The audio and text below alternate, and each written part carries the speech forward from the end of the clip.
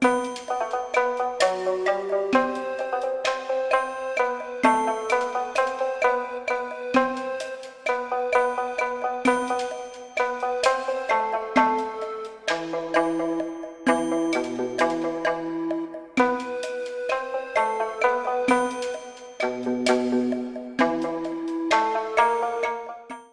there everyone, this is Mr. Brass. This will be the end of going through my January feed of responses to people on social media. This particular video, we will be stepping into the so-called sacred territory, but as people know with me by now, I don't really consider much of anything sacred. The so-called sacred territory for today will be the word unconditional. People love the word unconditional and it makes them feel all warm and fuzzy inside, when in reality, if anyone just thought about it long enough, they would realize that what is labeled unconditional is really just a marketing term for a specific set of conditions. Anyway, let's look at the clips.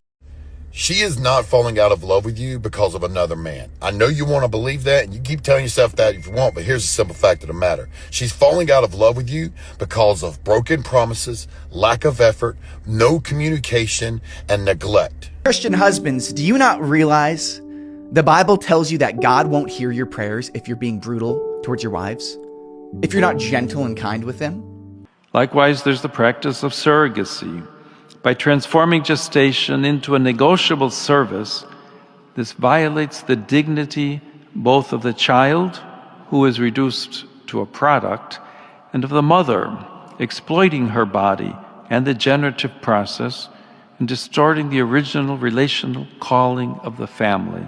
I do find it funny how I'll get lectured on unconditional love by people who in the very next breath show they don't actually believe in it. The guy in the clip said, if you aren't kind to your wife, God won't hear your prayers. For one, realistically, if a guy is truly abusive and unkind to his wife, I don't really think praying to God will be high on his priorities. Now, for two, this isn't unconditional love, but rather it is a spiritual payphone where in order for God to pick up the receiver, you have to insert a correct number of kindness coins in order to make the call. As a man who is very much a fan of transactional relationships and see them as preferable to this so-called unconditional love relationships, I think it is fine if that is the deal between you and your God, but don't pretend as though it isn't transactional. People talk about falling out of love as if it is some mysterious accident, but in reality, in many cases, the person simply wasn't in love with the other anyway. They were in a state of infatuation that they mislabeled as love. When the attraction fades, the so-called love disappears because its foundation was never there to begin with. We can even see this cynicism in our biology as people will get upset when I say sexual selection itself reduces children to commodities, but their anger is just an argument from outrage,